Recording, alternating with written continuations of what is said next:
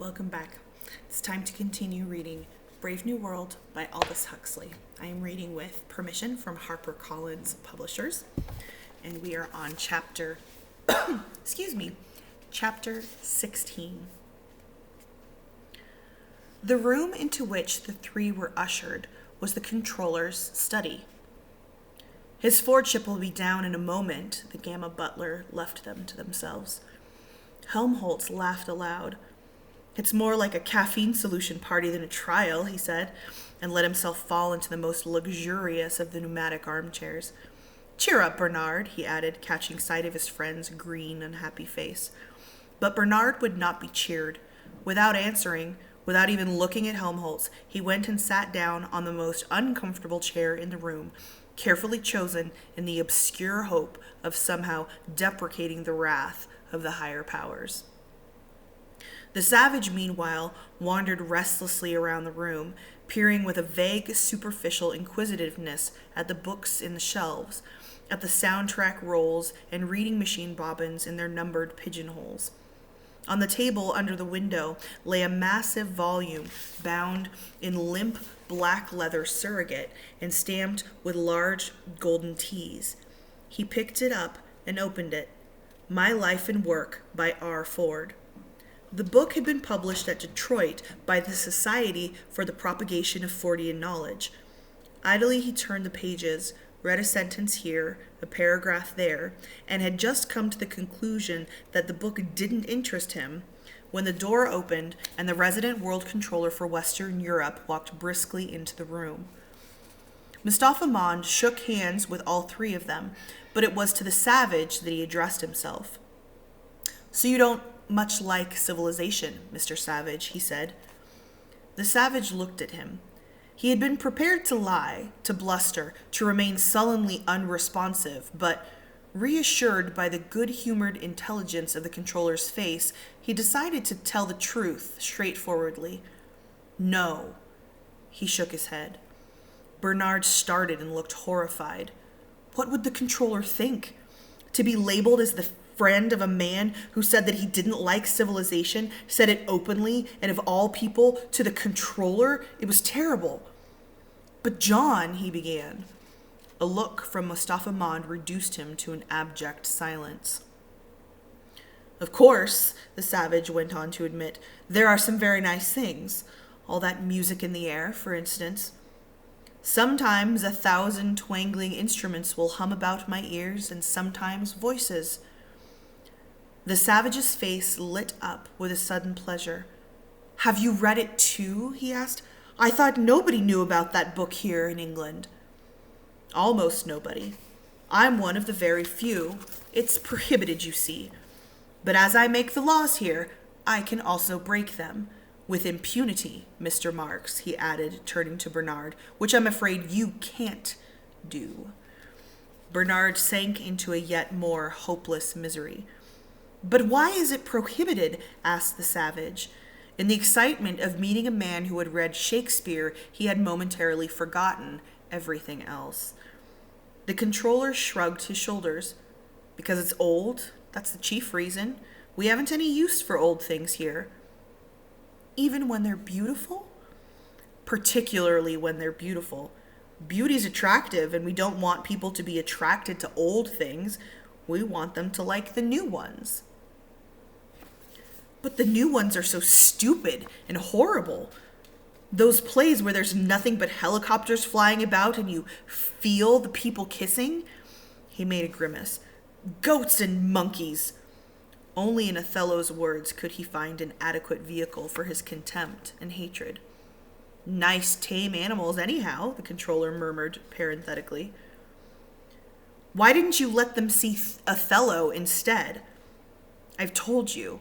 It's old. Besides, they couldn't understand it. Yes, that was true. He remembered how Helmholtz had laughed at Romeo and Juliet. Well then, he said after a pause, something new that's like Othello and that they could understand. That's what we've all been wanting to write, said Helmholtz, breaking a long silence. And it's what you never will write, said the controller, because if it were really like Othello, nobody could understand it, however new it might be. And if it were new, it couldn't possibly be like Othello. Why not? Yes, why not? Helmholtz repeated. He too was forgetting the unpleasant realities of the situation. Green with anxiety and apprehension, only Bernard remembered them. The others ignored him. Why not? Because our world is not the same as Othello's world. You can't make flivvers without steel, and you can't make tragedies without social instability. The world's stable now. People are happy. They get what they want, and they never want what they can't get. They're well off. They're safe. They're never ill. They're not afraid of death. They're blissfully ignorant of passion and old age. They're plagued with no mothers or fathers. They've got no wives or children or lovers to feel strongly about. They're so conditioned that they practically can't help behaving as they ought to behave.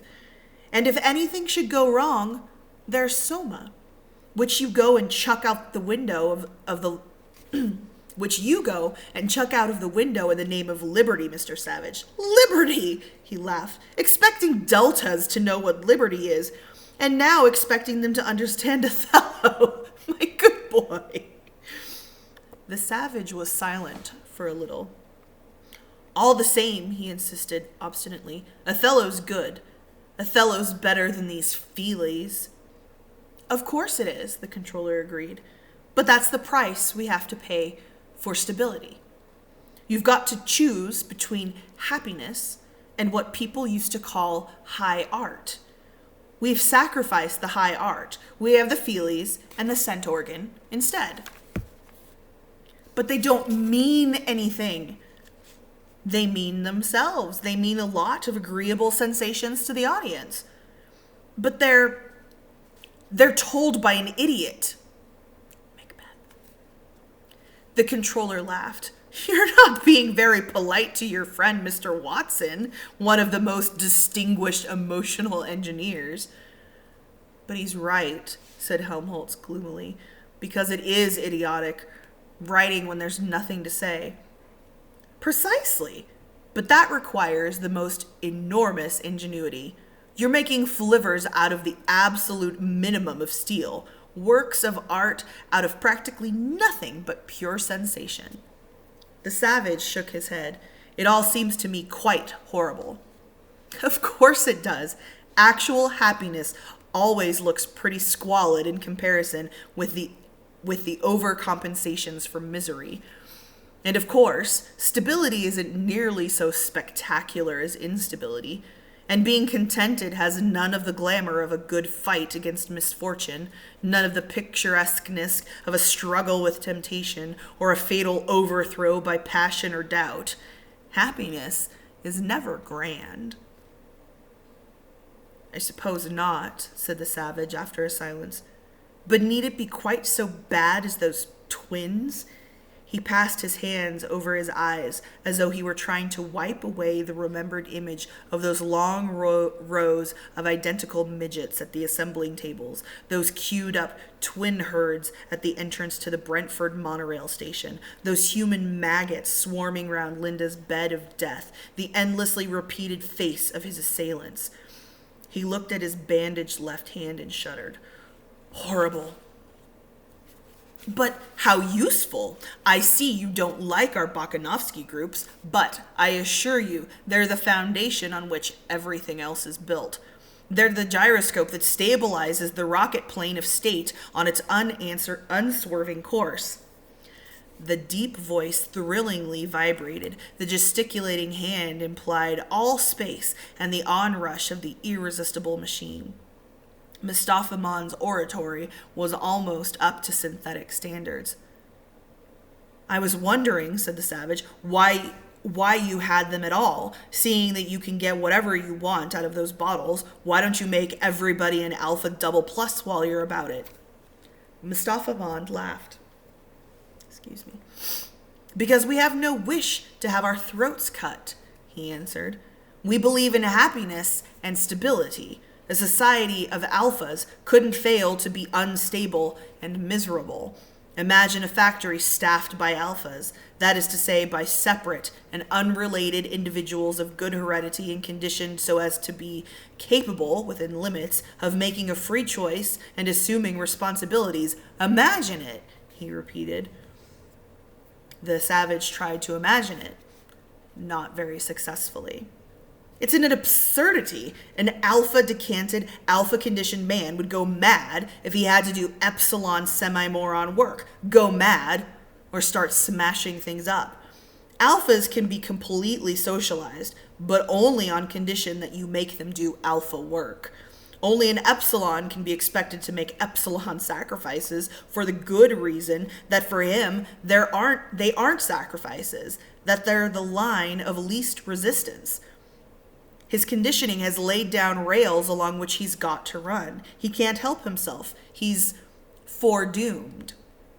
Even after decanting, he's still inside a bottle, an invisible bottle of infantile and embryonic fixations.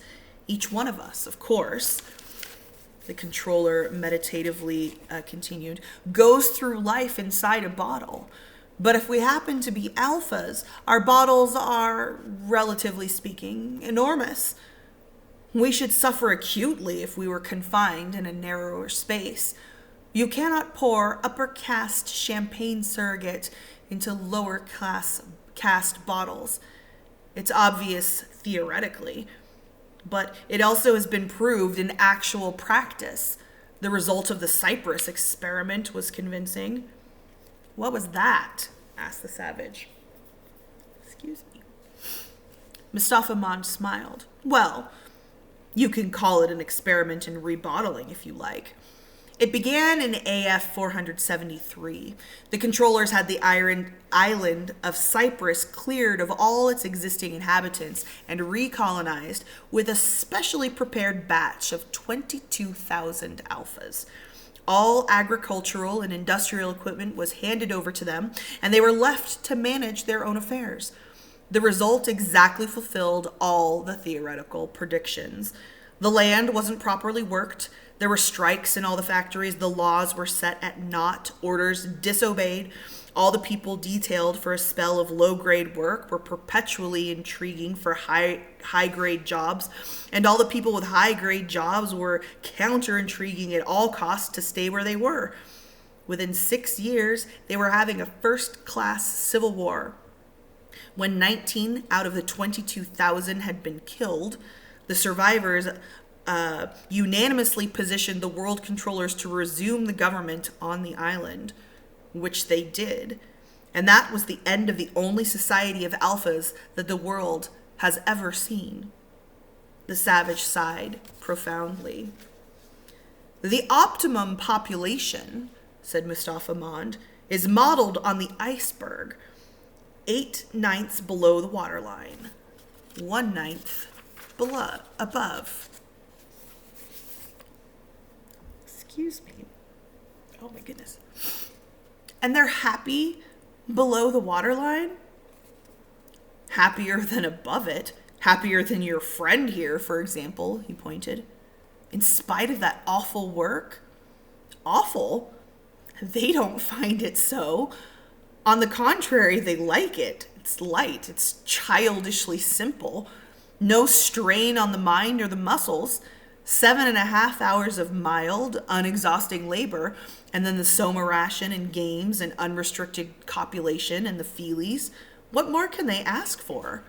True, he added, they might ask for shorter hours, and of course, we could give them shorter hours. Technically, it would be perfectly simple to reduce all lower caste working hours to 3 or 4 hours a day. But would they be any the happier for that? No, they wouldn't. The experiment was tried more than a century and a half ago. The whole of Ireland was put on to the 4-hour day. What was the result? Unrest and a large increase in the consumption of soma. That was all. Those 3.5 hours of extra leisure were so far from being a source of happiness that people felt constrained to take a holiday from them. The inventions office is stuffed with plans for labor-saving processes, thousands of them. Mustafa Mond made a lavish gesture. And why don't we put them into execution? For the sake of the laborers, it would be sheer cruelty to afflict them with excessive leisure. It's the same with agriculture. We could synthesize every morsel of food if we wanted to, but we don't. We prefer to keep a third of the population on the land for their own sakes, because it takes longer to get food out of the land than out of a factory. Besides, we have our stability to think of. We don't want to change. Every change is a menace to stability. There's another reason why we're so chary of applying new inventions. Every discovery in pure science is potentially subversive. Even science must sometimes be treated as a possible enemy. Yes, even science. Science? The savage frowned. He knew the word, but what it exactly signified he could not say. Shakespeare and the old men of the Pueblo had never mentioned science, and from Linda he had only gathered the vaguest hints. Science was something you made helicopters with, something that caused you to laugh at the corn dances, something that prevented you from being wrinkled and losing your teeth. He made a desperate effort to take the controller's meaning. Yes, Mustafa Mond was saying, that's another item in the cost of stability. It isn't only art that's incompatible with happiness, it's also science. Science is dangerous. We have to keep it most carefully chained and muzzled. What? Said Helmholtz in astonishment. But we're always saying that science is everything. It's a hypnopaetic platitude. 3 times a week between 13 and 17, put in Bernard. And all the science propaganda we do at the college? Yes, but what sort of science? Asked Mustafa Mond sarcastically. You've had no scientific training, so you can't judge. Excuse me. I was a pretty good physicist in my time. Too good. Good enough to realize that all our science is just a cookery book with an orthodox theory of cooking that nobody's allowed to question, and a list of recipes that mustn't be added to except by special permission from the head cook. I'm the head cook now. But I was an inquisitive young scullion once. I started doing a bit of cooking on my own, unorthodox cooking, illicit cooking, a bit of real science, in fact. He was silent. What happened? Asked Helmholtz Watson. The controller sighed. Very nearly what's going to happen to you young men. I was on the point of being sent to an island. The words galvanized Bernard into violent and unseemly activity. Send me to an island? He jumped up, ran across the room, and stood gesticulating in front of the controller. You can't send me! I haven't done anything! It was the others! I swear it was the others! He pointed accusingly to Helmholtz and the savage. Oh, please don't send me to Iceland. I promise I'll do what I ought to do. Give me another chance. Please, give me another chance. The tears began to flow. I tell you, it's their fault, he sobbed. And not to Iceland. Oh, please, your fortune, please. And in a paroxysm of abjection, he threw himself on his knees before the controller. Mustafa Mond tried to make him get up, but Bernard persisted in his groveling. The stream of words poured out inexhaustibly. In the end, the controller had to ring for his 4th secretary. Bring 3 men, he ordered, and take Mr. Marks into a bedroom. Give him a good soma vaporization, and then put him to bed and leave him. The 4th secretary went out and returned with 3 green-uniformed twin footmen. Still shouting and sobbing, Bernard was carried out. One would think he was going to have his throat cut, said the controller as the door closed. Whereas, if he had the smallest sense, he'd understand that his punishment is really a reward. He's being sent to an island. That's to say, he's being sent to a place where he'll meet the most interesting set of men and women to be found anywhere in the world. All the people who, for one reason or another, have got too self-consciously individual to fit into community life. All the people who aren't satisfied with orthodoxy, who've got independent ideas of their own. Everyone, in a word, who's anyone. I almost envy you, Mr. Watson. Helmholtz laughed. Then why aren't you on an island yourself? Because finally, I preferred this, the controller answered. I was given the choice to be sent to an island where I could have got on with my pure science, or to be taken on to the Controller's Council with the prospect of succeeding in due course to an actual controllership. I chose this and let the science go. After a little silence. Sometimes, he added, I rather regret the science. Happiness is a hard master, particularly other people's happiness. A much harder master if one isn't conditioned to accept it unquestioningly than truth. He sighed, fell silent again, then continued in a brisker tone. Well, duty's duty. One can't consult one's own preference. I am interested in truth. I like science. But truth's a menace. Science is a public danger. As dangerous as it's been beneficent. It has given us the stablest equilibrium in history. China's was hopelessly insecure by comparison. Even the primitive matriarchies weren't steadier than we are. Thanks, I repeat, to science. But we can't allow science to undo its own good work. That's why we so carefully limit the scope of its researches. That's why I almost got sent to an island. We don't allow it to deal with any but the most immediate problems of the moment. All other enquiries are most sedulously discouraged. It's curious, he went on after a little pause, to read what people in the time of R. Ford used to write about scientific progress. They seem to have imagined that it could be allowed to go on indefinitely, regardless of everything else. Knowledge was the highest good, truth the supreme value. All the rest was secondary and subordinate. True, ideas were beginning to change even then. R. Ford himself did a great deal to shift the emphasis from truth and beauty to comfort and happiness. Mass production demanded the shift. Universal happiness keeps the wheels steadily turning. Truth and beauty can't. And of course, whenever the masses seized political power, then it was happiness rather than truth and beauty that mattered.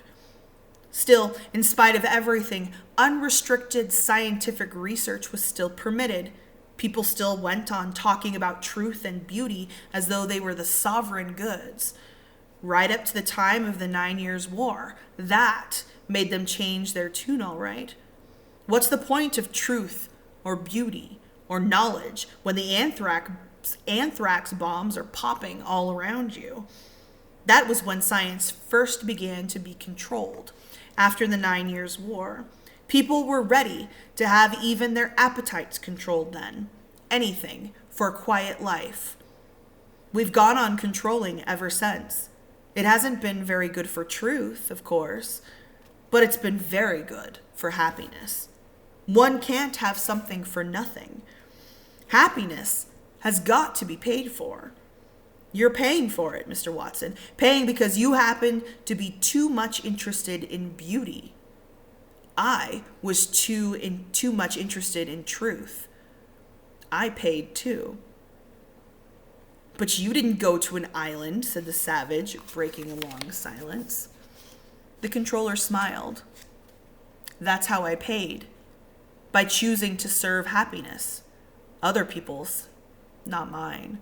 It's lucky, he added after a pause, that there are such a lot of islands in the world. I don't know what we should do without them. Put you all in the lethal chamber, I suppose. By the way, Mr. Watson, would you like a tropical climate? The Marquesas, for example, or Samoa, or something rather more bracing? Helmholtz rose from his pneumatic chair. I should like a thoroughly bad climate, he answered. I believe one would write better if the climate were bad. If there were a lot of wind and storms, for example.